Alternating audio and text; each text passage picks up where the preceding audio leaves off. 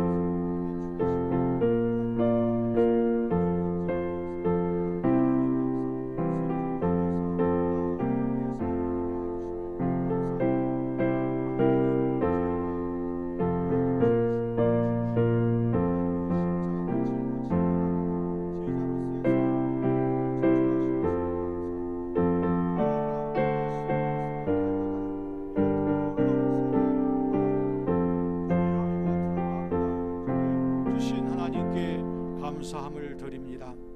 그렇습니다. 하나님, 성령님 우리 안에 오셔서 우리가 하나님의 자녀임을 확실하게 증거하여 주심으로 우리 속에 불같은 확신을 늘 타오르도록 하시는 성령님 감사합니다.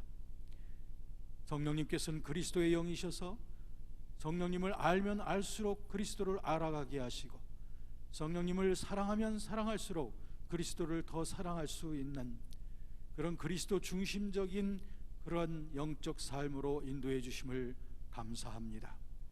그 성령께서, 그야말로 거룩게 영이신 성령께서 우리를 그리스도 닮은 자로 날마다 세워가시고 빚어가시고 만들어가시는 이 거룩함의 여정 속에 저희들 서게 하신 것을 감사합니다.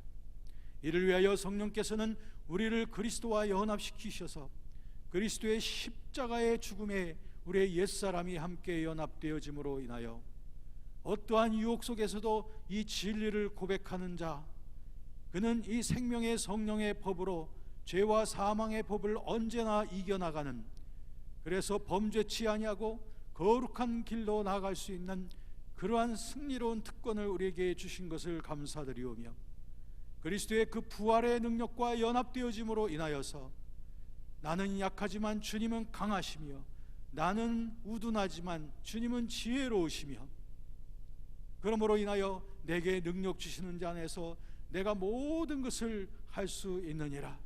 할 수 있거든이 무슨 말이냐? 믿는 자에게는 능치 못할 일이 없느니라. 이런 고백이 우리의 삶의 순간순간마다 그리스도의 부활의 능력이 샘솟들이 넘쳐다 흐르게 하여 주심을 감사드립니다. 그렇습니다. 저희들은 그러므로 구경꾼이 아닙니다. 허다한 무리가 아닙니다. 우리는 그리스도의 그 거룩한 길로 초청받은 그리스도의 작은 자, 곧 그리스도의 제자입니다. 그러므로 나 자신을 잊어버리고 내 안에 주인으로 오신 그리스도를 왕으로서 고백하며 날마다 성령님과 동행하고 순종하며 나아가는 그 제자의 흔적이 우리에게 날마다 있게 하여 주시옵소서. 뿐만 아니라 그리스도께서 지신 그 십자가 나도 지고 날마다 십자가를 지는 것을 나의 영광으로 알아서 그리스도로 이름으로 말미암아 받는 고난을 어떠한 세상의 즐거움보다도 더 기쁘게 여기며 영광스럽게 여길 수 있는 그러한 고난의 종이 되어지도록 우리를 초청하여 주신 것을 감사드리며, 모세가 애굽에서 죄악의 낙을 잠시 누리는 것보다 그 이스라엘 백성들과 함께 고난받는 것을 더 기쁘게 여겼던 것처럼 우리도 이 진리의 길, 고난의 길을 더 기쁘게 여기며 나갈 수 있는 그런 십자가의 군병되게 하여 주신 것을 감사드리며, 이 십자가의 흔적이 우리의 마음의 신비에 항상 새겨지게 하여 주신 것을 감사드립니다. 우리의 인생 먹고 마시고 즐겁고 편안하기 위해서 사는 것이 아니라 그리스도를 닮기 위하여, 또 그리스도께서 하신 일을 우리가 온전히 이루기 위하여 부르심을 받았습니다. 이를 위하여 성령께서 우리 안에 거하십니다. 그러므로 우리는 작지 않으며 약하지 않으며 그리고 실패하지 아니하며 좌절하지 아니하며 그리스도로 말미암아 날마다 승리하며 순간마다 성공하며 그리고 언제든지 행복한 그런 그리스도의 제자의 흔적이 우리에게 있게 하여 주심을 감사합니다. 오늘 이 시간도 주님의 그 예언을 풀어 주옵소서. 기록되어진 하나님의 말씀, 그 예언을 우리에게 풀어 주시어서 성령님, 그 말씀이 우리 속에 새록새록 젖어들게 하시옵고, 그 말씀이 선포되어질 때에 능력이 있어서 그 말씀이 불같고 방망이와도 같아서 우리의 심령 골수를 쪼개며 우리의 병든 몸을 고치며 그리고 우리의 좌절에 빠져있는 우리의 심령을 회복하며 그리고 하나님의 힘있는 성전으로 세워져가는 이 시간 되게 하심을 믿습니다. 하나님의 강력으로 역사해 주심을 믿습니다. 말씀 선포의 시간, 치유의 시간입니다. 능력의 시간입니다. 하나님을 기대합니다. 예수 그리스도의 이름으로 기도드립니다. 아멘. 하나님 말씀 보실까요? 네, 오늘의 말씀은 고린도전서 12장 4절부터 11절까지 말씀입니다.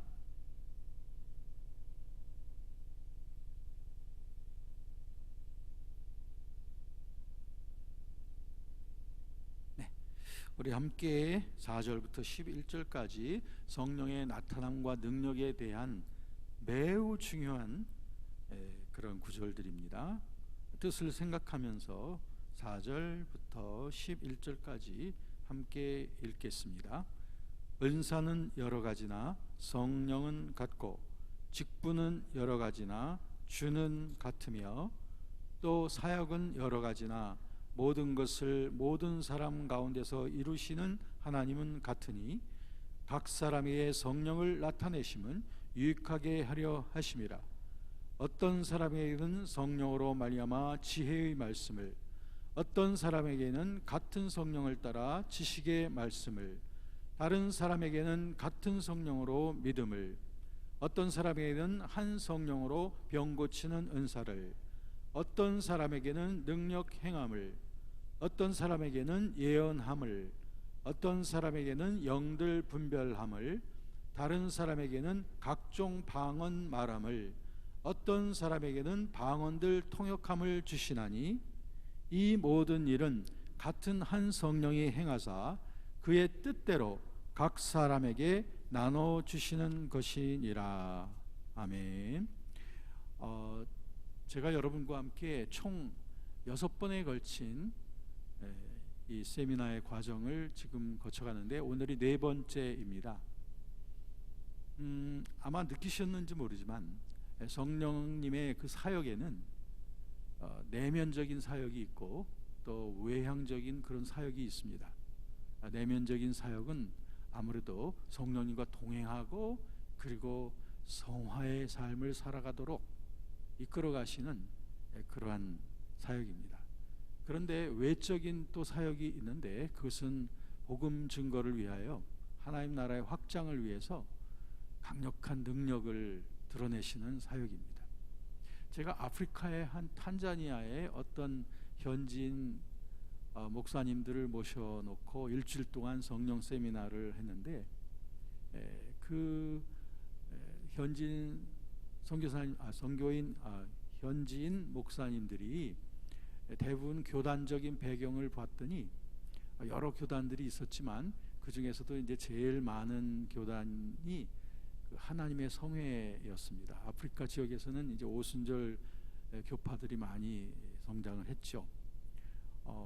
그랬는데 이제 하루 이틀 지났는데 이틀째 되는 날 이 오순절 교파 목사님들이 저한테 찾아왔습니다. 그러더니 교수님, 성령님에 대해서 계속 지금 강의하셔서 지금 은혜를 많이 받고 있는데 성령의 좀 초월적인 능력에 대해서 은사와 성령의 나타남에 대해서는 언제 강의를 하실 겁니까? 라고 물어보시더라고요. 왜 그런 거 아니? 제가 첫날, 둘째 날 계속 성령의 내면적인 역사, 인격적인 사역, 성화시키는 사역에 대해서 집중해서 시작을 했거든요. 그래서 제가 그분들에게 간단하게 대답했습니다. 내일 아침부터는 이제 그 부분에 대한 말씀이 나갑니다 라고 했습니다. 그랬더니 그분들이 더 이상 얘기 안 하고 끄떡끄떡하고 다들 돌아가셨어요. 재밌었어요. 왜냐하면 주로 오순절 교파 목사님들은 성령 사역을 능력이나 어떤 초자연적인 은사들 이런 쪽에 주로 집중해서 공부들을 해오고 또 사역도 역시 그분들은 그런 쪽으로 많이 익숙해져 왔기 때문에 인격적인 성령의 역사나 성령의 주되심의 역사, 성화시키는 성령의 사역 이런 부분에 대해서는 조금 좀 둔감한 거죠. 그런데 제가 왜 그 성령 세미나를 그런 순서로 진행을 했을까요? 그것은 중요 순서에 따라서 한 것입니다.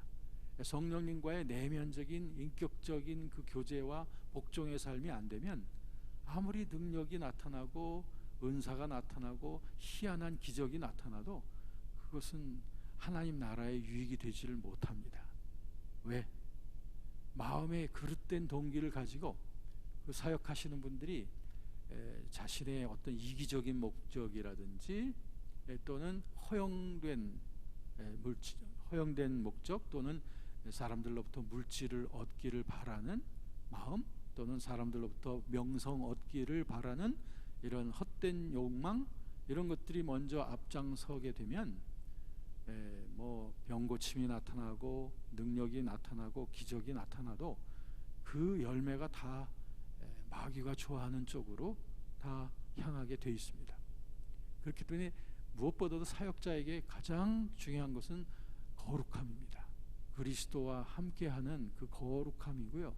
주님께 온전히 복종되어져 있는 그 중심성 그것이 사역자에게 가장 중요해요. 그래서 저는 어디를 가든지 제가 이제 성령님에 대해서 강의를 하고 할 때에는 언제나 그 부분을 먼저 하게 되죠. 여러분들 지금 6번에 걸친 이 세미나의 과정들도 지금 첫 번째, 두 번째, 세 번째는 주로 성령님과의 인격적인 교제와 그분과의 친밀함을 중심으로 해서 말씀을 먼저 드렸다는 것을 아실 거예요. 그렇다면 오늘이 네 번째니까 네 번째부터는 이제 주로 이제 성령의 능력과 초월성에 대한 그런 강의가 되어집니다. 그런데 앞부분이 없으면 이 뒷부분은 아무 소용이 없다 이거죠. 공중 누각과도 같은 것이다 라고 하는 것입니다. 제가 이 부분을 확증하기 위해서 14개월 동안이라고 하는 시간을 사용을 하면서 선교 지역을 많이 다녔습니다. 제가 안식년으로서 1년 동안 안식년을 받았을 때 방학을 포함해서 14개월을 제 아내하고 같이 큰 가방 2개만 들고, 그리고 선교 지역을 5대양 6대주를 다 다녔어요. 그러면서 14개월 동안 절대 집에 돌아오지 않게 해달라는 게 기도의 제목이었습니다. 왜냐하면 무슨 일이 생기면 돌아와야 되잖아요. 그러니까 집안에 그런 큰 일이 없도록 해달라고 하는 게 기도 제목이었고, 또 제가 함께 섬기고 있는 교회 성도님들에게도 제가 그 순회 선교 사역을 떠나기 전에 그런 기도 부탁을 드렸거든요. 절대 마치기까지 돌아오지 못하게 해주십시오. 이런 기도 제목을 했거든요. 근데 사실 위기가 많이 있었습니다.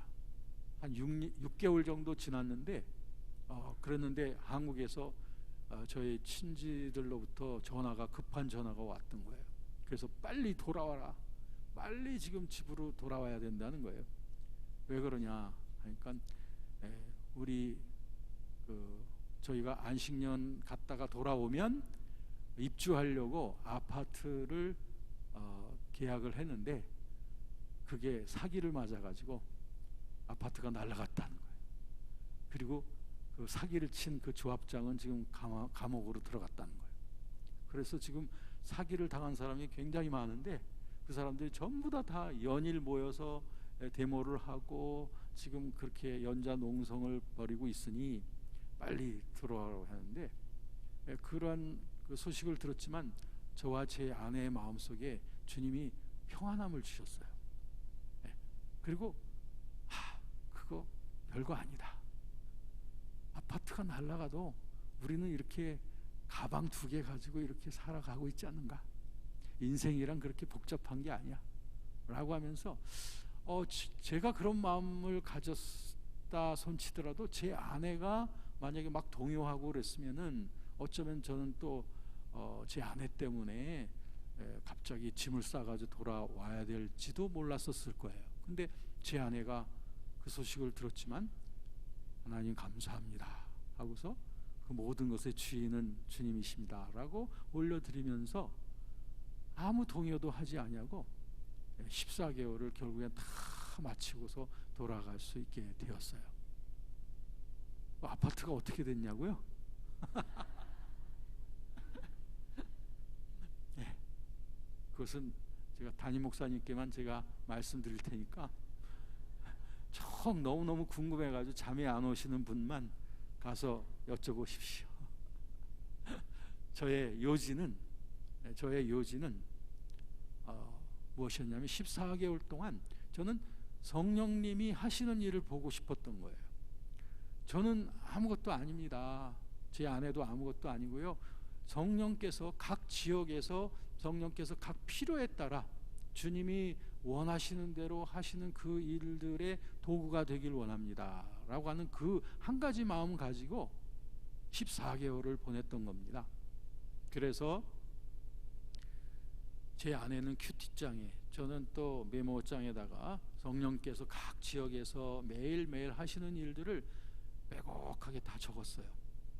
그래서 돌아오고 난 다음, 안식년에서 돌아오고 난 다음에 그 글들을 다시 편집을 해서 책을 냈습니다. 지금은 절판이 돼가지고 여러분들이 서점에서 찾을 수 없을 거예요. 그런데 아마 다스리심이라고 하는 책이에요. 다스리심. 2009년도에 그 책을 쓰게 됐어요. 그거는 그야말로 전혀 허구적인 일은 아무것도 없어요. 전부 다 기록인데 성령께서 하신 일에 대한 다 완전한 그 사실의 기록들이 14개월 동안의 기록입니다. 그래서 그 책을 지금 절판이 됐기 때문에 여러분들이 시중에서는 사실 수가 없을 건데 혹시 그 인터넷 통해서 그것을 사실 수 있을는지 그건 잘 모르겠어요. 목사님 갖고 계신가요? 예, 목사님이 갖고 계시다고 해요. 그러니까 목사님한테 빌려 보셔도 될 것 같아요. 네. 자, 그런데 그 책을 통해서도 여러분들이 확인할 수 있는 것인데, 성령께서는 그야말로 오늘 이 말씀에 있는 대로 7절 말씀에 보면 각 성령께서 나타내심을 주시는 것은 유익하게 하려 하심이라. 유익이란 무엇이냐면 우리의 유익이라기보다는 하나님 나라의 유익, 그리고 교회의 유익을 위해서 성령께서는 당신의 능력을 나타내신다 라고 하는 것이에요. 그리고 11절에 보면 이 모든 일은 한 성령이 행하셔서 그의 뜻대로는 그가 누구죠? 성령이십니다. 성령님의 뜻대로 각 사람에게 나눠주시는 것이다. 그러니까 여기서 두 가지를 잊지 마십시오. 성령의 초자연적인 능력과 은사들이 나타나는 이유는 그 첫 번째는 뭐냐면 유익하게 하려 하십니다. 이게 목적입니다. 성령의 은사와 나타남이 주어지는 목적, 그것은 바로 하나님 나라의 유익, 교회의 유익을 위해서만 나타나는 것. 그 다음에 11절에는 그 뜻대로, 그의 뜻대로, 이것은 우리의 뜻이 아니라 성령님의 뜻대로 드러내시는 거예요. 이건 방법이에요. 성령의 나타남과 능력이 나타나는 방법이에요. 그러니까 목적, 그 다음에 방법 분명해요. 제가 이 말씀을 먼저 드리는 이유는 이 두 가지 점에 있어서 잘못된 사역자들은 이 두 가지 점에 있어서 잘못되어져 있습니다. 첫 번째는 목적에 있어서 잘못되어 있다 이거예요. 아까 말씀드렸죠? 하나님의 영광이 아니라 자기 영광, 또 교회의 유익이 아니라 자기의 배를 채우려고, 또 그리스도의 이름을 높이는 게 아니라 자기 이름을 높이려고. 그러니까 목적이 잘못된 것은, 이것은 성령의 사역에 순수한 사역이라고 할 수가 없습니다. 그 다음에 방법에 있어서 잘못됨이 있습니다. 11절에 있는 대로 성령께서 그의 뜻대로 드러내시는 거거든요. 필요에 따라서, 성령께서 원하시는 필요에 따라서. 그런데 어떤 잘못된 사역자들은 자기가 이 일을 자기가 원하는 대로 행한다고 말하는 사람들이 있어요. 어떤 사람들은 자기한테는 신유의 능력이 와 있기 때문에 내가 원하는 사람들은 내가 다 고칠 수 있다 라고 이렇게 말하는 사람들이 있는데, 이것은 성령님께 붙잡혀 있는 게 아닙니다. 자기 확신에 붙잡혀 있는 거예요. 왜냐하면 성령께서 우리에게 치유의 역사를 주시는 것은 분명하지만, 그러나 그렇게 단순한 건 아닙니다. 그냥 무조건 병든 사람이 있다고 해서 다 고치는 게 성령의 뜻이냐? 아니에요. 성령께서는 우리의 병을 고치시는 것보다 그보다 더 먼저 선행되는 성령의 뜻이 계십니다. 그것에 따라서 우리의 질병은 고쳐질 수도 있고 안 고쳐질 수도 있고, 때로는 의학을 통해서도 고치시기도 하고 때로는 의학이 없이 기적적으로도 치유하시기도 한단 말이에요. 그런 그 민감한 사안을 우리가 어떻게 다 알 수 있습니까? 성령의 인도하심을 잘 분별하지 않으면 우리는 그걸 다 알 수가 없어요. 저에게 이런 일이 있었습니다. 어떤 분이 암으로 거의 돌아가실 지경이 됐어요. 저는 이제 제가 섬기는 교회의 담임 목사가 아니고 협동 목사인데요. 그분이 우리 교회에 다니시다가 몸이 이제 거의 힘들어지시고 할 때 자기 병원 가까운 데 있는 그 교회로 옮기게 됐습니다. 그래서 이제 현재는 그분이 이제 다른 교회 소속이 됐던 거죠.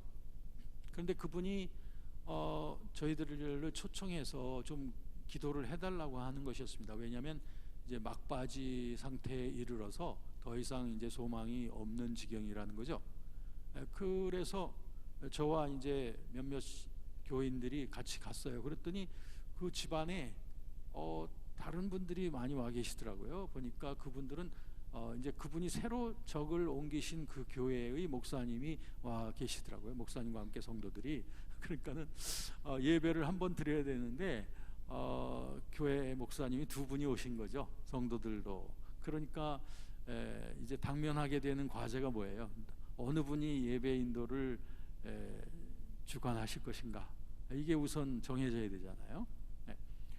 그런데 이제 그분이 이제 교회 담임을 하시는 목사님이기도 하고 또 현재 그분 교회의 담임 목사이기도 하기 때문에 자연스럽게 그분이 예배 인도를 하시도록 했고요.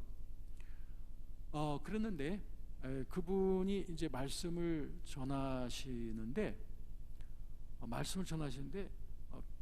무조건 그 병이 나을 거라고 하는 그런 말씀을 하시더라고요.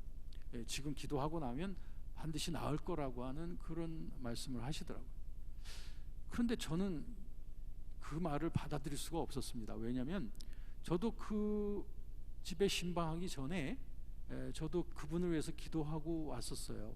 그런데 제 마음속에는 그분이 낫는다고 하는 그러한 확신보다는 그분이 이제 천국에 잘 입성하실 수 있도록 그분이 마음의 자세를 잘 가지시도록 하는 그쪽으로 제가 마음이 계속 가더라고요. 그래서 저는 그런 기도만 하고 왔단 말이에요. 그런데 그 목사님은 전혀 다른 방향으로 무조건 낫는다고 하는 쪽으로 설교를 하시고는 안수기도를 하시겠다는 거예요. 그런데 혼자 하시면 되는데 저보고 목사님 와서 같이 손을 좀 얹으시라는 거예요. 그래서 내가 그거를 받아들이기가 힘들더라고요. 왜냐하면 저분이 분명히 병이 나으라고 하는 그런 기도를 할 거란 말이에요. 근데 저는 그 기도가 그게 아니라거든. 그래서 저도 같이 손을 얹으면 어떻게 되나요? 제가 같이 기도했기 때문에 그 결과에 대해서는 같이 짐을 느껴야 되는 그런 상황이 되는 거죠. 그래서 저는 거기에 동의를 하지 않고 목사님이 기도하십시오. 저는 여기서 그냥 기도하겠습니다. 그랬더니 2번, 3번을 계속 저한테 와서 좀 같이 기도하라는 거예요. 그래서 2번, 3번 계속 사양을 했습니다. 저는 여기서 그냥 기도할게요. 네. 그랬더니 그분이 이제 그분을 안수하면서 혼자서 막 기도하시더라고요. 그러면서 막 축사의 기도를 하고 병 낫는 기도를 하시더라고요. 그리고서 이제 예배도 끝나고 그리고서 시간이 지나는데 일주일이 되기 전에 그분이 이제 돌아가셨다고 하는 그러한 그 소식을 듣게 됐습니다. 여러분, 이런 우리가 아지 못하는 영역에 대한 그 지식을 우리가 속단하기가 쉽다 이 말입니다. 영적인 영역에 있어서 우리가 실수할 때가 참 많습니다. 그렇기 때문에 우리가 하나님 앞에 순결함과 그 겸손함으로 늘 성령님의 그 음성을 귀담아서 잘 분별하는 그런 자세를 갖지 아니하면 우리의 영적 사역에 있어서 우리가 실수할 때가 참 많아요. 그렇기 때문에 이 11절에 나와 있는 대로 바로 성령께서 그 뜻대로 이제 여러분들은 오늘 이제 하나님의 말씀 속에서 성령께서 그 뜻대로 행하셔서 초자연적인 기적이 나타났던 일들을 이제 계속 보시게 될 겁니다. 이런 것들이 사람의 뜻으로 되어진 것이 아니고 성령께서 원하시는 대로 순종했을 뿐이라고 하는 것을 여러분들이 결론 내실 수가 있습니다. 그렇기 때문에 결국에 우리에게 중요한 것은 성령께 대한 순종과 친밀함, 이것이 우선이 되지 않으면 안 된다라고 하는 것입니다. 여러분, 우리 그리스도인들의 삶은 사실은 성령의 능력, 즉 복음의 능력으로 살아가는 것이 우리의 삶이 되어야 됩니다. 로마서 1장 16절에 보면 내가 복음을 부끄러워하지 아니한다라고 사도 바울이 말하고 있지 않습니까? 이 말을 바꾸어서 표현하면 나는 복음이 너무너무 자랑스럽다라고 하는 거 아니겠습니까? 왜? 그 다음에 16절 하반절에 보면 그 이유가 나와 있죠. 이는 그리스도 믿는 자들을 구원하시는 하나님의 능력이기 때문이다. 복음이 믿는 자들을 구원하시는 하나님의 능력이기 때문에 난 너무너무 자랑스럽다라고 하는 것입니다. 복음에 대해서 믿음을 가지고 받아들이는 자들을 구원하시고 그들에게 능력을 주시고 치유하시는 능력이 바로 복음이라고 하는 거죠. 그렇기 때문에 난 복음이 너무 자랑스럽다라고 하는 것입니다. 사실은 이 복음의 삶이란 말씀의 삶이고 복음의 삶이란 성령의 삶입니다. 그러므로 복음으로 산다고 하는 사람은 바로 하나님의 영으로 인도함을 받으며 사는 사람입니다. 로마서 8장 14절 말씀처럼 하나님의 영으로 인도함을 받는 자들이 하나님의 아들, 딸이라고 말하지 않습니까? 우리 안에 계시는 그리스도의 영에 의하여 살아가는 자가 바로 하나님의 아들, 딸들이라고 하는 것입니다. 이 성령께서 우리 안에서 성화의 삶으로 우리를 이끌어 가실 뿐 아니라 우리를 복음 증거의 능력의 자리로 우리를 이끌어 가십니다. 누가복음 24장 끝장이죠. 24장의 48절 49절에도 보면 너희가 이 능력을 위로부터 받을 때까지 너희는 이 성을 떠나지 말라고 예수께서 제자들에게 부탁하셨고, 사도행전 1장에 보면 성령이 너희에게 임하시면 너희가 권능을 받고 그때부터 너희들은 증인이 되어서, 복음의 증인이 되어서 온 세계를 향하게 될 것이다. 이 누가복음과 사도행전의 저자가 같습니다. 그렇기 때문에 누가복음 24장의 그 예언이 사도행전 1장 8절에서 그대로 응하게 된 것이죠. 바로 그것이 이제 우리들은 그 예언이 응한 세대의 사람들로서, 그러므로 우리들은 하늘로부터 오는 이 능력을 받은 자들이라는 거죠. 성령 받은 자들은 power from on high, 위로부터 오는 능력으로 옷 입힘을 받은 자들이 저와 여러분들입니다. 그렇기 때문에 초대교회 때의 그 성도들의 삶과 사역을 보시면 다 성령의 능력으로 사역했던 것을 볼 수가 있습니다. 바울, 대단한 사람 아닙니까?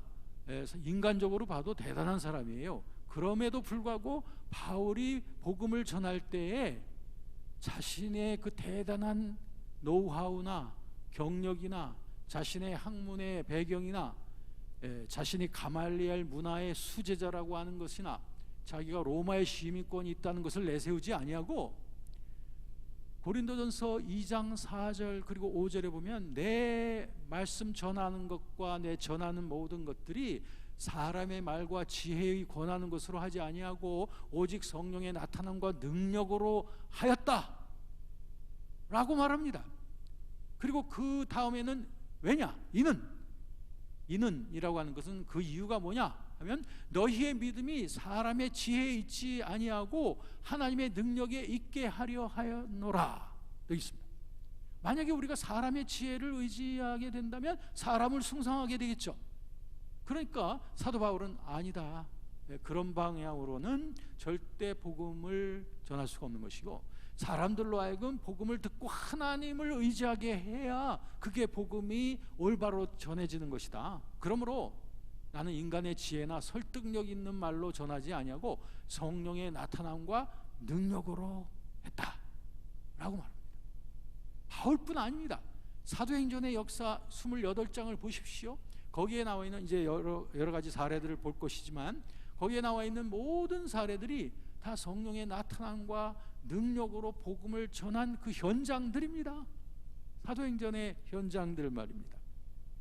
네, 그렇습니다. 전도 현장과 그리고 하나님 나라를 확장해가는 일, 교회를 굳게 세우는 일에 있어서 이 성령의 나타남은 초이성적이고 초자연적으로 나타나는 능력으로 이렇게 드러날 때가 많습니다. 여러분, 사도행전에 나와 있는 그 빌립 집사의 예를 들어보십시오. 그가 사마리아 성에 가서 복음을 전할 때에 그 이디오피아로 내려가는 내시의 병거로 가는 것을 아시지 않습니까? 누가 거기로 가라고 그랬죠? 성령께서 빌립에게 말씀하신 거예요. 저 병거로 가거라. 빌립은 잘 이유도 모르고 거기에 갔습니다. 그랬더니 그때 때마침 이사야서 53장을 읽고 있지만 그 의미를 잘 몰라 하는 내시를 만난 거죠. 그래서 빌립 집사는 야, 요거구나 하고서 이래서 성령께서 나보고 여기에 오라고 하셨구나 하고서 그 이사야서 53장으로부터 시작해가지고 예수 그리스도의 복음으로 분명히 연결되어지는 복음을 전했고, 그 즉시 그 사람이 영접을 했고, 그래서 그 옆에 시냇가에 가서 물로서 세례를 주었던 것을 보이지 않습니까? 얼마나 순식간에 일어난 일입니까? 이게 성령께서 하실 때에는 이런 놀라운 일들이 즉각적으로 일어나곤 하는 것을 볼 수가 있습니다. 제가 아프리카의 그 탄자니아에서 있었던 일인데요. 그 어떤 섬, 탄자니아의 이제 동쪽에 섬이 있어요. 잔지바르라고 하는 그 유명한 관광지가 있고 그 위에는 거기서 헬리콥터로 한 30분 거리에 펜바라고 하는 섬이 또 있습니다. 그런데 그 잔지바르에서 있었던 일입니다. 그쪽은 이제 이슬람 지역이기 때문에 많은 사람들이 이슬람 신앙을 갖고 있습니다. 근데 저를 그 운전해 줬던 어떤 그 무슬림이 있었습니다. 그런데 그 승합차의 뒤에는 저희와 같이 갔던 우리 선교팀 사람들이 뒤에 타고 있었어요. 저는 조수석에 앉아 있었고 이 사람은 운전을 하고 있었습니다. 그랬는데 제 마음속에 뜨거움이 생겼습니다. 뭐냐면 이 무슬림에게 복음을 전해야 되겠다 라고 하는 뜨거움이 생겼어요. 그래서 주님의 얼굴을 의식하면서 그분에게 말을 걸었죠. 그랬더니 예수 그리스도에 대해서 좀 듣기 원하지 않느냐 했더니 좀 들려달라고 하더라고요. 그래서 제가 그분은 운전하고 있었으며 저는 얘기를 하고 있었던 거죠. 그래서 제가 변화받은 간증서부터 시작해서 예수 그리스도에 대하여 소개를 했습니다. 그리고 그분은 살아계시기 때문에 지금 즉시라도 그분을 모셔드릴 수 있다. 그러면 새로운 삶을 맞이하게 될 것이다 라고 했을 때 기도받기를 원하느냐 했더니 기도해달라고 하더라고요. 그래서 잠시 생각하기를 그러면 차를 옆에다 세울 것이냐 아니면 계속 운전해 갈 것이냐. 그런데 아무래도 시간 내에 목적지에 닿아야 되는 그런 일도 있고 해서, 그리고 제 마음속에 왠지 이 운전하시는 분이 차를 세우지 않고도 진지한 기도를 받으실 수 있겠다라고 하는 그런 생각이 들어서 그러면 계속 운전하면서 가라고 했습니다. 그리고 제가 기도해 주겠다고 했죠. 그래서 그분은 운전하고 저는 그분의 어깨에 손을 가볍게 얹고 기도를 시작했습니다. 이제 기도를 마치고 나서 제게 어떤 확신이 있었습니다. 그분이 기쁨으로 그 기도를 받았다고 하는 확신이 있어서 제가 물어봤습니다. 기도를 받을 때에 어떤 일이 있었느냐고 제가 물어봤습니다. 기도를 받을 때에 어떤 일이 있었느냐라고 물어봤어요. 그랬더니 이 사람에게서 놀라운 말이 나왔어요. 뭐냐면 당신이 나를 위해서 기도하고 있는데 하늘에서부터 큰 손이 내려와 가지고 자기를 이렇게 덮더라는 거예요. 그러더니 그 다음에 마음이 편해지면서 그분이 자기 영혼 속에 들어오셔서 자리를 잡으셨다는 것을 자기가 느꼈다라고 하는 거예요. 할렐루야. 그러면서 그분이 뭐라고 말하면 이제 예수 그리스도는 내 친구가 됐다라고 말하는 거예요. 이제부터 그분을 친구로 사귀겠다고 말하는 것이었습니다. 그 놀라운 일이 벌어졌습니다. 근데 그때로서만 끝났다면 그거는 잠시 잠깐의 어떤 일이었었지, 그분이 그것이 지속이 안 됐다면 그거는 참된 것이 아니지 않겠느냐 이런 생각이 들지 않겠습니까? 그래서 저는 그 일 이후 그분하고 이제 제가 한국에 돌아와서도 이메일로서 계속 교제를 했어요. 그리고 정확히 1년 후에 제가 다시 그 탄자니아 그 지역을 찾아갔고 그때 그분을 다시 만났어요. 그래서 커피를 마시면서 그동안의 얘기를 들었습니다. 그랬더니 그동안의 얘기를 하는 거예요. 자기가 지금은 그 잔지바르에 있는 앵글리칸 기독교회를 다니고 있다고 하더라고요. 자기만 다니는 게 아니라 자기 딸내미도 같이 다니고 있대요. 그런데 자기가 기독교인이 되고 난 다음 친구들이 다 끊어졌대요. 무슬림 친구들이 다 끊어졌답니다. 그런데 자기는 더 기쁘다는 거예요. 왜냐하면 예수 그리스도 이 친구가 자기하고 늘 함께 계시기 때문에. 할렐루야 라고 하면서 이분이 계속적으로 신실한 그런 크리스찬의 삶을 지금까지도 살아오고 있습니다. 여러분, 성령께서 이런 초자연적인 능력으로 사역하기 원하실 때 우리가 늘 성령님과 동행하면서 민감함으로 성령님 안에 깨어있기만 하면 되는 거예요. 그러면 빌립 집사가 기도하고 있을 때 성령께서 말씀하신 게 아니에요. 빌립 집사가 길을 가고 있을 때에 성령님께서 말씀하신 거 아닙니까? 그러니까 빌립 집사가 길을 가면서도 성령님과 동행하고 있었다는 거 아니겠습니까? 네? 제가 안양에서부터 여기 오는 길이 얼마나 행복하다고 그랬습니까? 왜? 그 1시간 넘는 길을 운전하고 오지만 너무너무 행복해요. 왜냐하면 주님하고 교제하면서 이렇게 오니까 너무너무 기쁘죠. 오늘 성령께서 여러분 이 시간에 하실 일들에 대해서 성령께서 제 마음속에 확인을 시켜주기도 하고, 저는 또 여쭤보고 성령께서 또 저에게 말씀하시고 하면서 오는 그 길이 얼마나 행복해요. 그게 운전하는 시간만은 아니죠. 기도하는 시간, 예배하는 시간, 가정에서 식사 준비를 하는 모든 시간, 이 모든 시간이 성령님과 동행할 수 있는 시간인 줄로 믿습니다. 이 놀라운 천국 생활로 들어가시기를 주의 이름으로 축원합니다. 로마서 14장 17절 말씀에 보면 하나님의 나라는 먹고 마시는 것이 아니라 성령 안에서의 의와 평강과 희락이라고 말씀하셨으니, 이 성령 안에서 누리는 이 천국은 바로 저와 여러분들의 것입니다. 이 놀라운 천국 생활을 보통 삶 속에서, 일상의 삶 속에서 누리시기를 주의 이름으로 축원합니다. 그래, 내가 그럼 오늘부터 짐 싸고서 이제 기도원으로 올라가야지. 그게 아닙니다. 기도원에 가서 천국 생활을 찾으라는 게 아니고, 여러분의 일상 속에서, 여러분의 가정 속에서, 여러분의 직장 생활 속에서 성령님은 여러분과 동행하시는 줄로 믿습니다. 그분을 친숙하게 교제하시라. 그러면 빌립 집사에게 일어났던 그런 일들이 우리에게 얼마든지 일어나지요. 그렇습니다. 자, 그러면 성령님께서 우리에게 초자연적인 능력으로 사역을 하실 때에 그것을 성령의 나타남이라고 합니다. 보통 성령의 은사라고도 말을 하지만 여기에 성령의 나타남이라고 하는 그 표현이 있습니다. 성령의 나타남이라고 하는 것은, 나타남이란 그야말로 나타나는 거예요. 성령의 능력이 우리 안에 계시는 성령께서 능력으로 나타나시는 겁니다. 자신의 능력으로 드러내시는 것이 성령의 나타남인 겁니다. 그러니까 성령의 열매라고 하는 것은 성령께서 갖고 계시는 그 품성이 우리 내면과 삶 속에 드러나는 것이, 그것이 성령의 열매라면, 성령의 나타남이란 하나님의 나라의 확장을 위해서, 교회의 유익을 위하여 성령의 초월적인 능력, 초자연적인 능력이 드러나는 것이 성령의 나타남인 거예요. 그러니까 성령의 열매나 성령의 나타남의 차원이나 다 성령님과 동행하는 자들에게는 다 이 모든 것들이 경험되어져 가는 거죠. 자, 그러면 성령의 나타남이 드러나는 세 가지 차원이 있습니다.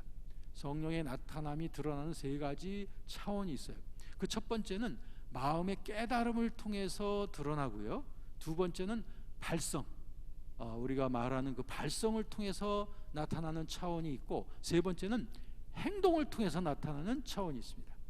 행동이란 믿음이 주어졌을 때 그 믿음을 행동으로 옮겼을 때 나타나는 거죠.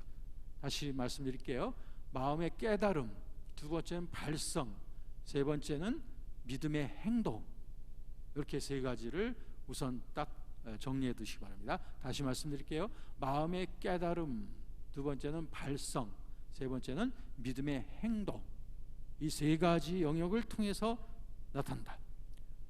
첫 번째가 마음의 깨달음을 통해서 드러나는 성령의 나타남입니다. 이것은 우리 마음의 직감, 또 생각, 감정, 양심, 또 우리의 의지, 이런 것들을 다 사용하십니다. 때로는 꿈을 사용하실 수도 있고 환상을 사용하실 수도 있어요. 그런데 이 모든 것이 결국에 마음의 깨달음으로써 이해가 된다 이거죠. 마음의 깨달음으로써 성령께서 나에게 지금 메시지를 주시는구나 라고 하는 것을 마음으로 깨달아지게 되는 거죠. 그게 바로 마음의 깨달음을 통해서 되어지는 성령의 나타남인데요. 이와 같은 성령의 나타나면 세 가지가 또 있습니다. 이거 복잡하게 들어가요. 그러니까는 세 가지 차원 있고요. 그 세 가지 차원 밑에는 또 세 가지 종류들이 있습니다. 이해가 되십니까? 자, 감사합니다. 여러분들은 매우 very smart. 그래요. 그러면 첫 번째 차원의 세 가지 종류예요. 첫 번째 차원이 마음의 깨달음을 통한 차원인데 거기에 세 가지 종류가 있다는 거예요. 세 가지가 뭐냐면 그것은 지혜의 말씀, 지식의 말씀, 그리고 영들 분별함입니다. 이게 세 가지가 다 마음의 깨달음을 통해서 주어지는 거라는 거예요.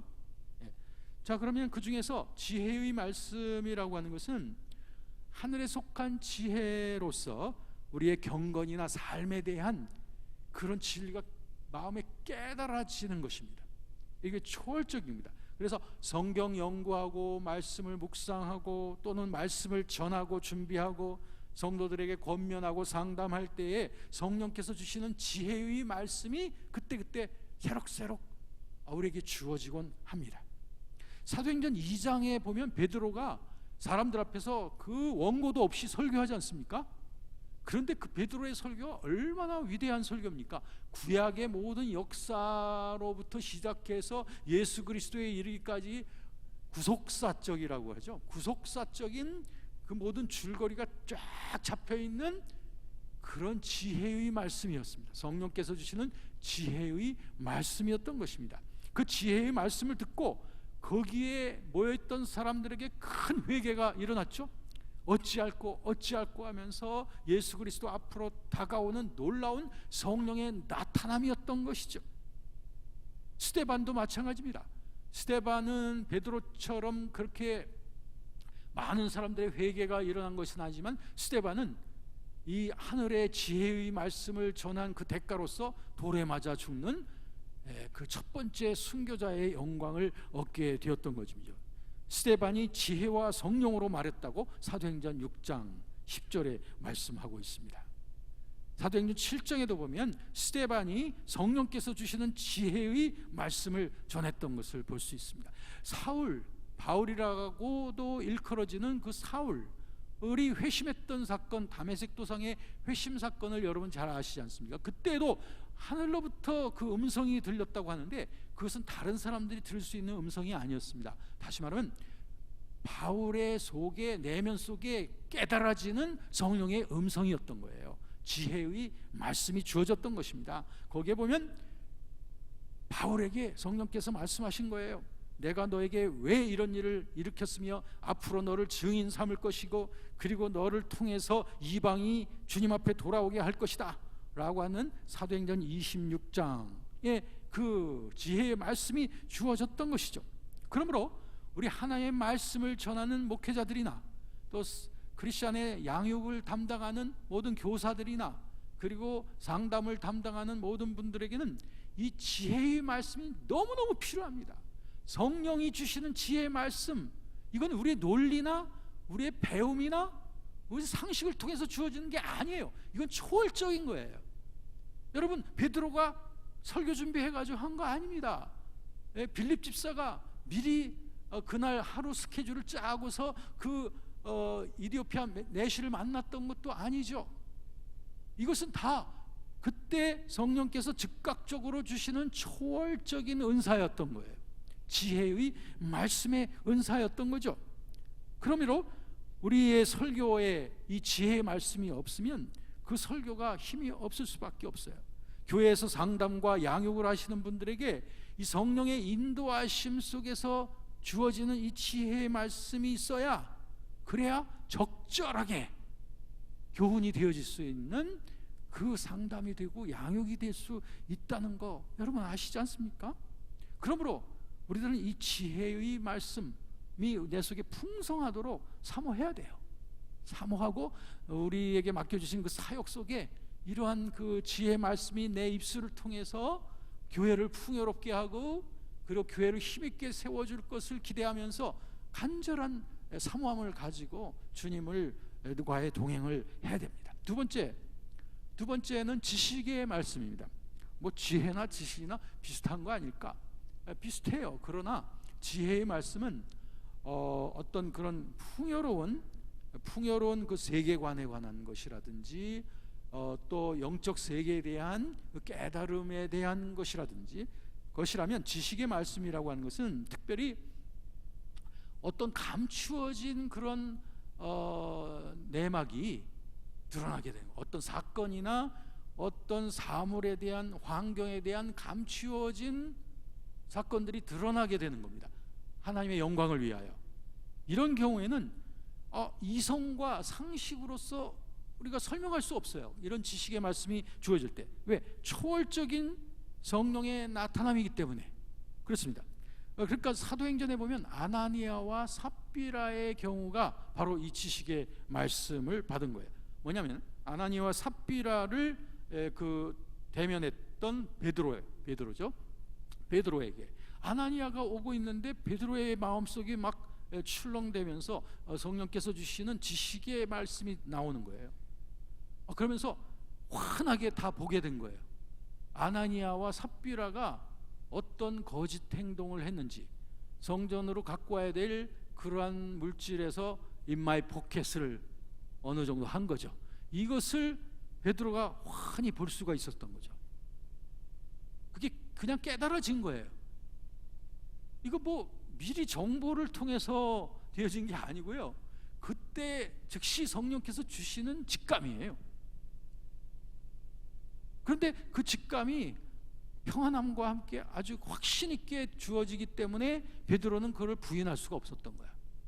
그러니까 이거 사실이구나 하고 아나니아가 앞에 오자마자 딱 그것을 얘기를 해버린 거죠. 그래서 그 나타난 결과를 여러분이 아시지 않습니까? 나중에 그 와이프가 아무것도 모르고 또 썰레 오다가 또 베드로가 또 그 말을 하니까 그 삽비라에게도 그런 일이 벌어지게 됐어요. 그래서 이 놀라운 충격적인 사건으로 인하여 그 주변에 있는 사람들이 하나님을 경외하고, 그리고 하나님의 성령님의 역사를 굉장히 두려워하는 그러한 일이 일어남으로 말미암아 복음이 힘있게 증거되어질 수 있었던 거죠. 아나니아와 삽비라가 그 즉시 죽어서 넘어졌다고 하는데 우리의 주안점이 있어야 되는 게 아니고, 그 일로 인해서 그 지역에 하나님의 영광이 강하게 나타나고 복음의 능력이 높임을 받게 됐다라고 하는 거죠. 바로 성령께서 하신 일이었습니다. 성령께서 하신 일이었죠. 여러분, 이것이 사도행전의 제1세기에만 있었던 일이 아니고 우리 하나님께서는 오늘날 우리에게도 이와 같은 지식의 말씀을 통한 하나님 나라의 확장이 일어나기를 간절히 원하고 계시다는 거예요. 간절히 원하고 계시다는 겁니다. 저에게 이 지식의 말씀을 성령께서 주셨던 얘기 하나 하겠습니다.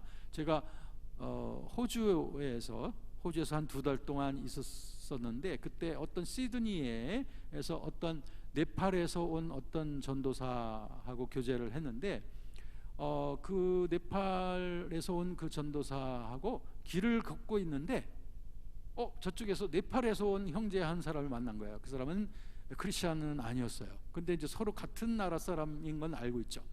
그래가지고 둘이서 너무너무 반갑게 그렇게 얘기를 하고 있는데 저는 옆에 우두커니 서 있었죠. 그런데 길거리에서 만난 그 사람에게 대한 마음이 제 마음속에 많이 들면서 마음속으로 길에 서서 그 사람을 위해서 기도하게 되었어요. 그랬더니 제 속에서 감동이 일어나는 거예요. 성령께서 무슨 일을 하시겠구나 해서 제가 그 처음 길거리에서 만난 그 사람에게 나하고 같이 좀 얘기 좀 할 수 있을까요? 해서 의자도 없는데 그 옆에 약간 길거리 옆에 약간 그 화단처럼 돋아진 그곳에 둘이 같이 앉았어요. 그리고 네팔 전도사는 옆에 앉았어요. 그리고 제가 제 마음속에 지금 막 술렁대고 있는 그 지식의 말씀을 전하기 시작했어요. 그때 나의 마음속에 그 마음에 그 그림이 막 떠오르기 시작하는 거예요. 그 형제가 지금 광야에서 굉장히 메마른 곳에서 허덕이고 있는 모습이 제 마음의 눈으로 보게 되었던 거예요. 그래서 제가 그 얘기부터 시작을 했던 거예요. 형제가 너무너무 지쳐있고 너무너무 힘든 상황 속에 있다고 하는 것을 얘기했더니 이 친구가 너무 공감을 하면서 저로부터 그런 말을 듣는 거로부터 굉장히 위로를 받는 거예요. 그러다 보니까 그 사람에게 복음이 아주 쉽게 전해질 수가 있었으며, 바로 지금 예수 그리스도를 영접하겠냐고 했더니 기도해달라고 하더라고요. 그래서 그 네팔 전도사와 함께 길거리에서 사람들은 계속 지나다니는데 거기서 우리가 손을 얹고서 기도를 하겠고, 이제 그리스도를 모셔드렸으니 이제 외롭지 않고 주님께서 당신의 길을 인도할 것이다 라고 우리 확신 있게 그를 축복해 주는 그 사건이 일어났던 거예요. 여러분, 그 지식의 말씀이에요. 성령께서 우리에게 주시는 지식의 말씀입니다. 그런 말씀이 말씀이라고 하니까 어떤 성경 말씀만 생각하시는데요, 그게 아니고요, 우리에게 성령께서는 여러 가지 통로를 통해서 지식의 말씀을 주시는 거예요. 때로는 마음의 그림 또는 어떤 그 직감을 통해서도 우리에게 그러한 지식의 말씀을 주심으로 말미암아 이걸 통해서 하나님의 나라가 확장되어져 가게 하는 거예요. 여러분, 우리의 삶 속에, 사역 속에 이런 은사들이 강하게 나타나게 될 때 얼마나 힘있게 하나님의 나라가 확장되겠습니까? 이게 제1세기의 초대교회 때 이러한 확장이 되어지다가 2세기, 3세기로 가면서 교회가 점점 교권주의화 되어져 가고 교회가 점점 커져가긴 했지만, 그러나 성령의 역사가 자꾸 사람들로부터 손가락질을 당하게 됨으로 인하여 성령의 역사가 일반적인 교회 내에서는 점점 사라져가고 저 수도원이라든지 이런 곳으로 그저 도주해가게 되는 그런 숨이 막힐 것 같은 중세 시대를 우리는 거쳐오게 된 거예요. 종교개혁이 16세기 일어나서 하나님의 말씀의 권위가 되살아나긴 했지만, 그러나 이런 초월적인 성령의 역사에 대해서는 여전히 17세기에 일어났던 계몽주의의 영향에 의해서 신학조차도, 교회의 신앙조차도 계몽주의의 신여가 돼버리고 말았어요. 이성적이지 않으면 믿지 않고 합리적이지 않으면 받아들이지 않는 자유주의 신학이 18세기서부터 일어나게 됩니다. 그러다 보니 그 영향을 받아서 오늘날 현대교회에 이르기까지 초월적이고 초자연적인 것들은 왠지 의심하고 받아들이지 않고 합리적이고 논리적인 것만 받아들이는 신학이 되어져 버리고, 그런 우리 교계의 풍토가 되어 버리다 보니 성령의 초월적인 역사가 숨이 막힐 수밖에 없죠. 어떻게 하시겠어요? 여러분, 초대교회로 돌아가야 될 줄로 믿습니다.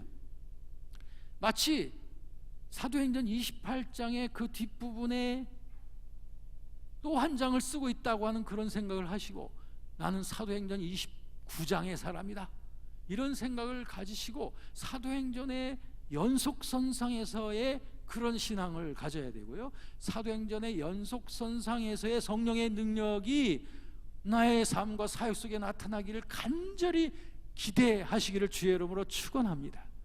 왜냐하면 기대하는 게 믿음입니다. 하나님을 기대하는 게 그게 믿음이에요. 우리 반대주 중앙교회와 또 여기에 참여하시는 우리 모든 교회들을 통해서 이와 같은 강력한 성령의 역사가, 초대교회 때 나타났던 사도행전의 역사가 바로 여러분들을 통해서 언제든지 나타날 수 있는 그런 놀라운 복음의 증인들이 되어지시길 주의 이름으로 축원합니다. 세 번째는 영들 분별함입니다. 영들 분별함은 지식의 말씀하고 아주 유사하긴 해요. 그런데 지식의 말씀이라는 것은 어떤 사물이나 사건이나 환경에 감추인 것이 성령의 능력으로 드러나는 것이고요, 영들 분별함이라고 하는 것은 특별히 인간의 내면적 상태에 대한 그런 조명이 주어지는 거예요. 그러니까 이 영들 분별함은 여러분들도 이런 것들 많이 경험을 해오셨어요. 잘 몰라서 그렇지 이 여러분들의 경험 속엔 이미 있습니다. 여러분들 중에 중보기도 많이 하시는 분들 계시잖아요. 남들을 위한 기도, 교회를 위한 기도를 하시는 분들에게는 이런 영들 분별함의 은사들이 많이 주어지고 있어요. 그걸 여러분들이 인정을 못 하셔서 그렇지. 뭐냐면 이런 우리가 어떤 분을 위해서 사랑의 마음을 가지고 기도하다 보면 그분들의 내면을 우리가 느끼게 될 때가 많아요. 그렇죠? 그분들의 내면을 느끼게 되면서 그래서 하나님이 원하시는 방향으로 기도하는데 도움이 많이 되죠. 또 기도하다 보면 어떤 분을 위해서 기도하는데 그런 내 속에 그런 확신과 함께 그런 그분에 대한 영적 상태가 느껴질 때가 있습니다. 그것이 바로 영들 분별함입니다. 베드로가 마술사 시몬의 심령을 분별한 내용을 보면 사도행전 8장에 나오는데요, 마술사 시몬을 향해서 베드로가 뭐라고 말했냐면, 내가 보니 너는 악독이 가득하며 불의에 매인 바 되었구나. 이건 뭐냐면 마술사 시몬의 영을 분별한 거예요. 그러면서 그것 때문에 결국에 복음에 대한 열매가 맺혀지게 됐잖아요. 그 시몬이 회개하고요.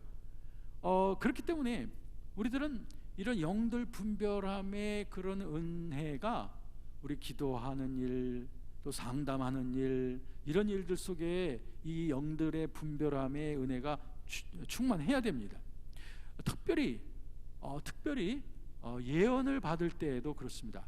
어떤 분들이 여러분을 위해서 예언을 해주실 때에도 고린도전서 14장 29절에 보면, 예언하는 자는 둘이나 셋이나 말하고 다른 사람들은 분별할 것이요, 그랬습니다. 그러니까 예언이라고 하는 것이 항상 하나님의 뜻대로, 그리고 하나님의 교회와 하나님 나라를 위해서 예언이 나와야 되지만, 첫 번째는 예언하는 사람의 심령이 잘못되어 있으면 예언이 잘못 표현됩니다. 아무리 하나님께서 깨끗한 예언을 주셔도 그 전달하는 사람의 심령 상태가 잘못되어 있으면 거기에 대한 그 예언이 잘못 표현이 되어져서 나오게 됩니다. 그렇기 때문에 예언하는 사람의 상태를 우리가 분별을 해야 되는 거예요. 그러니까 깨끗한 예언자로부터 예언을 받아야 깨끗한 예언을 우리가 받을 수가 있는 거예요.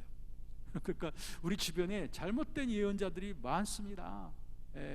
그래서 사리사욕을 탐하고 자기 영광을 원하고, 그 다음에 교회의 분란을 일으키려고 하는 그런 목적으로 예언이라고 하는 것을 하는 사람들이 있는데, 이것은 구약 에스겔서와 에레미야에서도 보면은 거기에 대해서 명백히 하나님이 정죄하고 있습니다.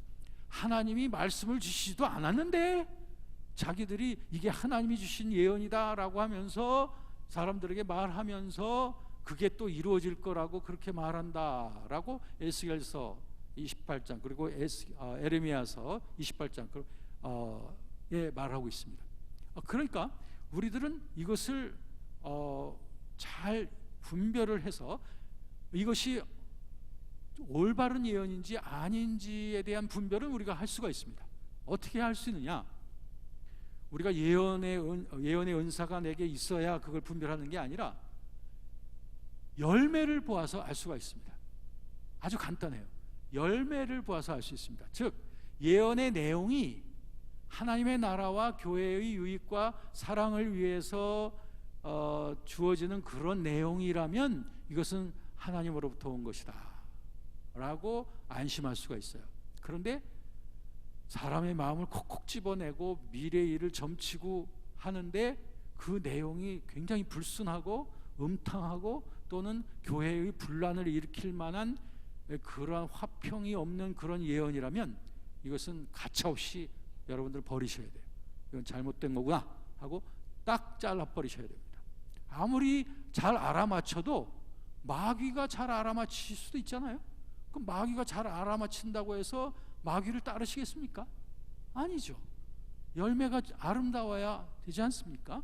그러니까 우리가 점쟁이한테 가가지고 점쟁이가 용하다고 잘 알아맞힌다고 그럼 점쟁이를 따르겠어요? 왜? 그 내용이 불순하지 않습니까? 그 내용이 더럽지 않습니까? 이기적이지 않습니까? 사리사욕적이지 않습니까? 그러니까 이건 성령의 주시는 열매가 아닌 거예요. 그러니까 간단하지 않습니까? 예언을 사모하시되 또 예언을 또 필요하실 때마다 예언의 은사를 여러분들이 사모하시는 건 좋아요. 그런데 그것이 깨끗한지 거룩한지 그리고 하나님의 나라를 위한 것인지 전체 공동의 유익을 위한 것인지 이것은 여러분들이 분별해야 될 책임이 있다는 거죠. 이처럼 이와 같은 영들 분별함의 은혜는 복음을 전하는 전도자들에게나 또 양육자들에게나 우리 사역자들에게 다 같이 필요한 그러한 은혜가 바로 이 영들 분별함의 은혜입니다. 지금까지 저는 마음의 깨달음을 통해서 주어지는 세 가지를 말씀드렸습니다. 다 마음으로 깨달아지는 거예요. 자, 이제 두 번째 차원은 발성을 통한 것인데요. 발성을 통한 것입니다. 여기에도 이 발성을 통한 성령의 나타남이라는 것은 내가 입을 열어서 발성하지 않는 한 이 은사들이 표현되지 않는다고 하는 뜻에서의 그 발성을 통한 성령의 나타남이라고 합니다. 여기에는 세 가지가 있습니다. 그건 방언과 방언 통역과 예언, 이 세 가지가 있습니다. 그 중에서 방언에 대해서 여러분들이 많이 경험을 하고 계시는데요. 이 방언이 무엇이냐, 뭐 방언의 목적이 무엇이냐, 이런 얘기는 여기서 하지 않겠습니다. 그런 것은 여러분들이 그동안도 공부해 오셨고 배워 오셨으니까요.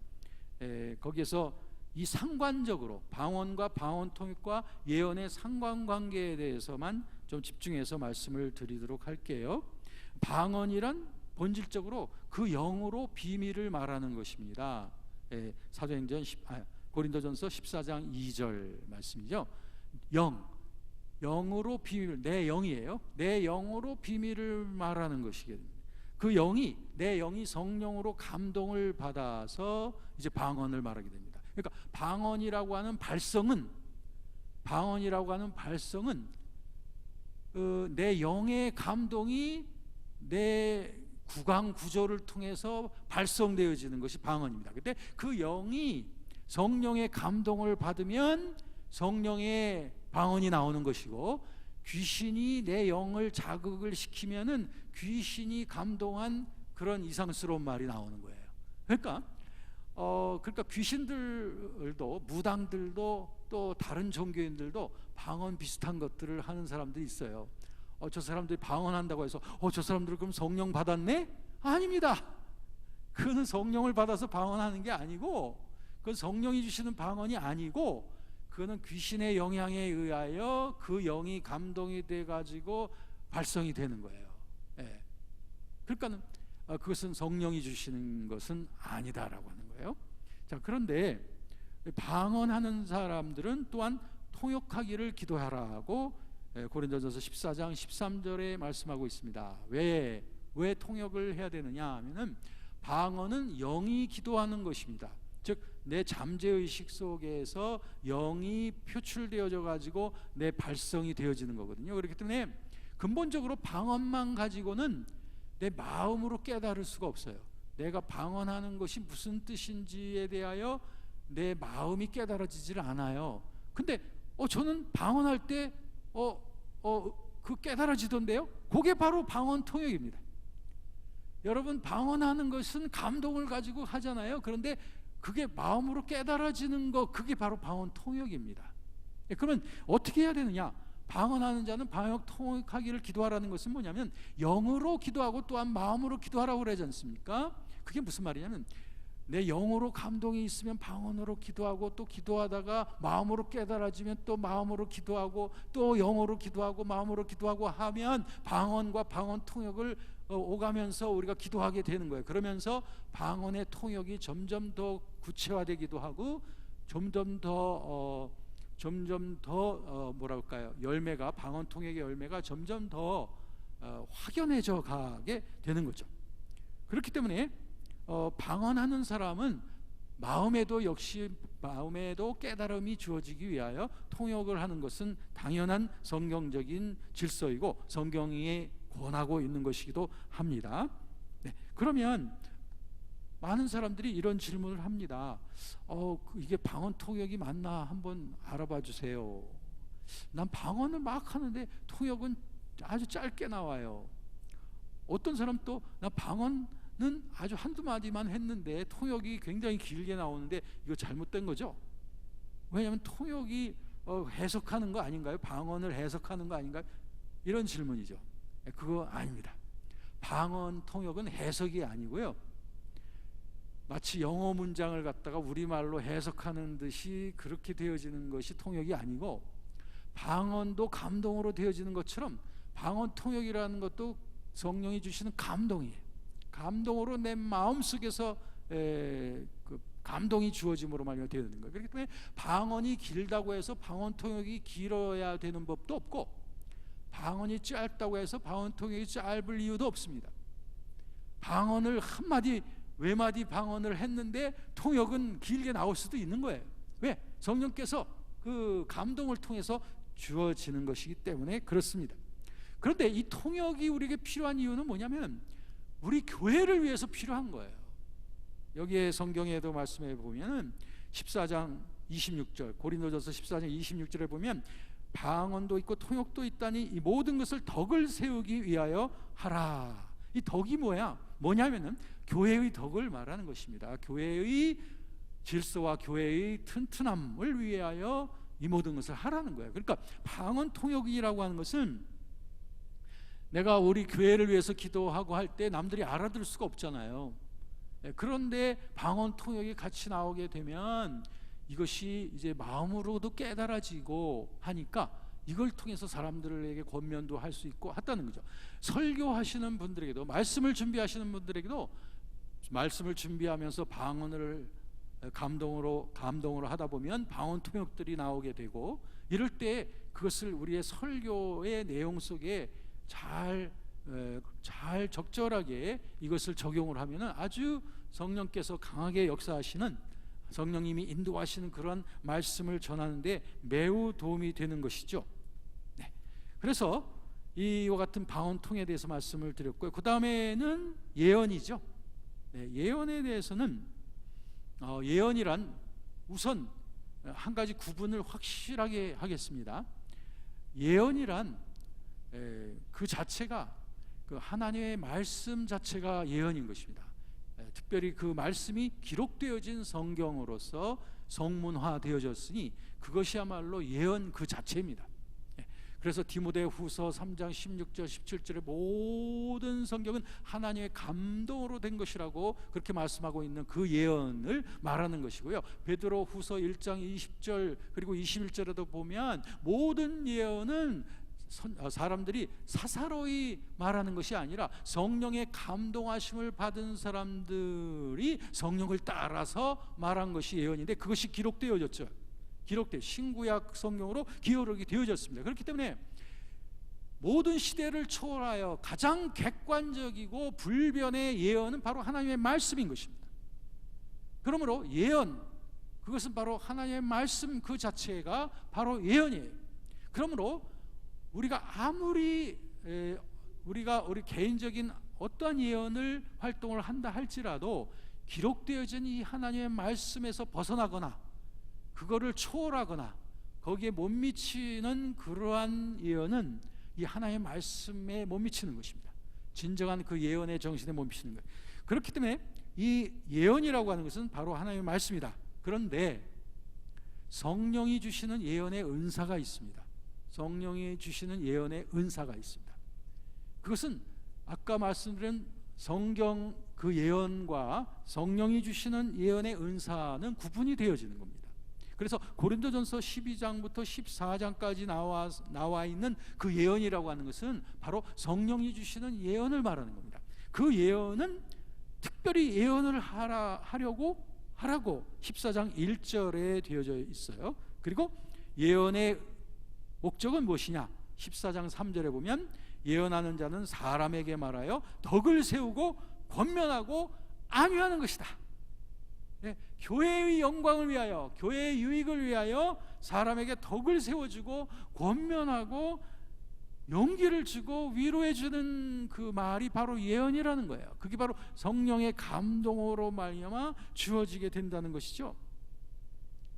그렇기 때문에 우리는 교회의 덕을 위하여 살아가고 활동하는 사람들이 아닙니까? 그렇다면 우리의 입술을 통하여 이 성령의 감동을 받은 예언이 많이 나타나기를 사모해야 돼요.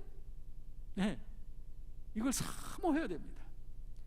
지난번에 제가 인용했던 베드로전서 4장 10절의 말씀인데요. 베드로전서 4장 10절의 말씀을 보면 10절 그리고 11절에 보면 우리가 무슨 말을 하려면 하나님이 주시는 지혜로 한다 라고 하는 그 말이 뭐냐면 우리가 말을 할 때에 하나님이 주시는 성령의 지혜로서 말을 한다는 거죠.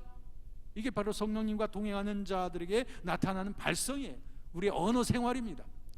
이것이 어떤 특별한 사람들에게만 이런 성령이 주신 예언이 주어지는 게 아니고 저와 여러분들에게 다 필요해요. 교회의 유익을 위하여, 하나님 나라의 확산을 위해서 우리들이 다 같이 이 아름다운 성령의 예언자들이 되어야 된다 이 말이죠. 내 입술을 통해서 이 아름다운 예언의 말씀이 우리 교회를 풍요롭게 해줘야 된다는 거예요. 덕을 세우고 안위하고 위로하는 이 성령의 감동이 사람들을 세워줍니다. 사람들을 연합시켜줍니다. 사람들을 사랑 안에 품어주게 됩니다. 그러므로 인하여 우리가 힘있게 일어나는 교회가 되어지는 일을 위해서 우리 교회는 아름다운 예언의 공동체가 되어야 될 줄로 믿습니다. 이게 바로 성령이 주시는 예언의 나타남입니다. 그래서 14장 39절에 보면 형제들아 예언하기를 사모하며 라고 말하고 있습니다. 우리 모두가 다 예언하기를 사모해야 된다는 거죠. 이런 의미에서 이제 그 마지막 차원은 믿음의 행위를 통한 성령의 나타남인 것입니다. 믿음의 행위를 통한, 여기에도 세 가지가 있습니다. 첫째는 믿음, 두 번째는 능력, 그 다음에는 병 고치는 은사, 이렇게 세 가지가 되어 있어요. 믿음의 행위라고 하는 것은 믿음을 행동으로 옮기는 걸 말해요. 내게 주어지는 초자연적인 믿음을 행동으로 옮기는 것을 말합니다. 베드로와 요한이 성전에 그 항상 정한 시간에 기도하러 올라다녔죠. 그때에 늘 앉아 있던 일어나지 못하는 분이 계셨어요. 그분도 계속 앉아 있었던 거예요. 매일같이 그 시간이 되면 앉아 있었던 것이고, 베드로와 요한도 그 시간이 되면 기도하러 다녔던 거예요. 그 사람은 한 번 본 게 아닙니다. 계속 보고 있었어요. 그런데 성령께서 믿음의 은사를 주신 거예요. 베드로와 요한에게 믿음을 주셨는데 무슨 믿음을 주셨냐면 저 사람을 주님께서 일으키기를 원하신다 라고 하는 이런 아주 논리적이지도 않고 합리적이지도 않은 이런 믿음이 생긴 거예요. 초월적인 믿음이 생긴 거예요. 그런 확신이 주어졌다 이거죠. 그러니 베드로와 요한이 성령께서 이걸 원하시는구나 하고 그 확신을 가지고 행동으로 옮겼습니다. 그 사람의 손을 잡아서 일으키면서, 그게 믿음의 행동이죠. 그러면서 나에게 금과 은은 없지만 내게 있는 것 주 예수 그리스도의 이름으로 일어나 걸어라 라고 행동으로 옮기고 믿음을 표현했죠. 그랬을 때에 이 사람이 강력한 그 하나님의 치유의 능력으로 말미암아 능력으로 일어나게 됐습니다. 할렐루야. 이게 바로 믿음, 주어지는 초월적인 믿음이고, 이렇게 해서 일어나게 된 능력인 것입니다. 이렇게 해서 일어나게 된 능력입니다. 그렇기 때문에 이런 능력, 이런 초자연적인 능력이 나타나게 되기 전에 먼저 초월적인 믿음이 먼저 주어지는 거죠. 그러면서 그것을 행동에 옮길 때 이런 놀라운 일들이 벌어지게 되는 겁니다. 능력 행함과 병 고치는 은사는 좀 구분이 돼요.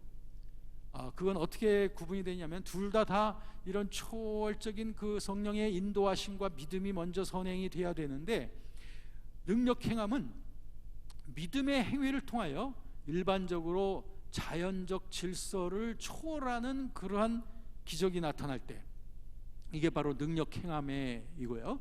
그 다음에 병 고치는 것은 특별히 질병을 치유하게 되는 그런 성령의 나타남에 해당되는 것이죠. 이렇게 좀 구분은 할 수가 있습니다.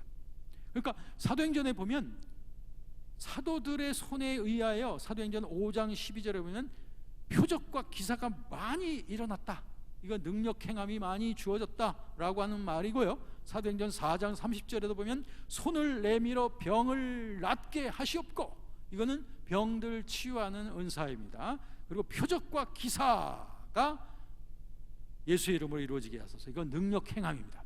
그러니까 이 모든 것은 다 믿음을 통해서, 행동을 통해서 되어지는 그러한 믿음의 행위를 통한 성령의 나타남인 것입니다.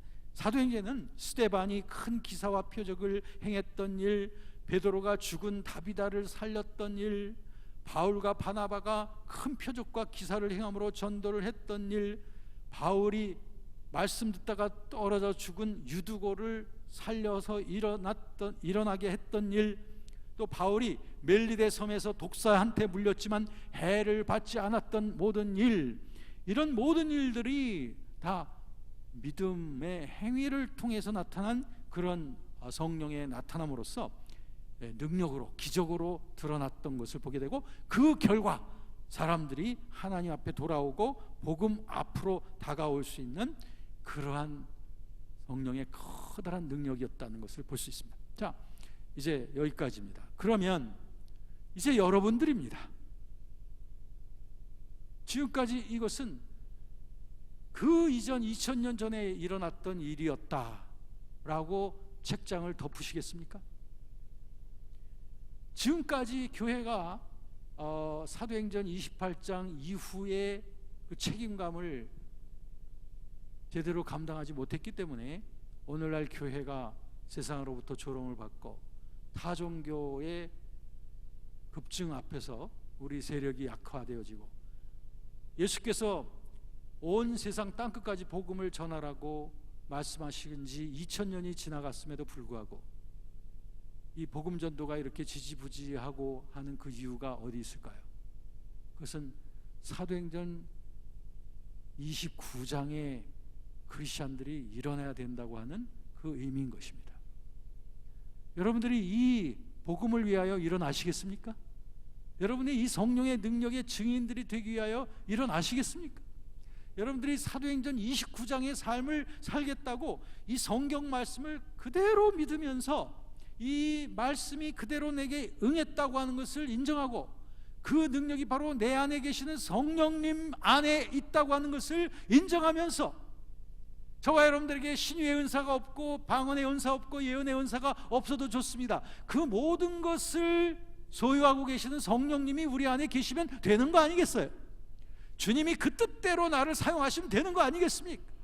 그러므로 우리의 푯대를, 그리고 우리의 초점을 성령님께 맡기고 그분과 친밀히 교제하며, 그리고 그분 안에 순종하는 삶을 최고의 내 삶의 가치로 여기면서 매일매일의 삶을 살아갈 때 성령께서 분명히 저와 여러분들의 삶을 통하여 성령님의 초월적인 나타남과 능력이 여러분들의 삶의 일반적인 현장 속에서 나타나기를 주님이 원하시는 줄로 믿습니다.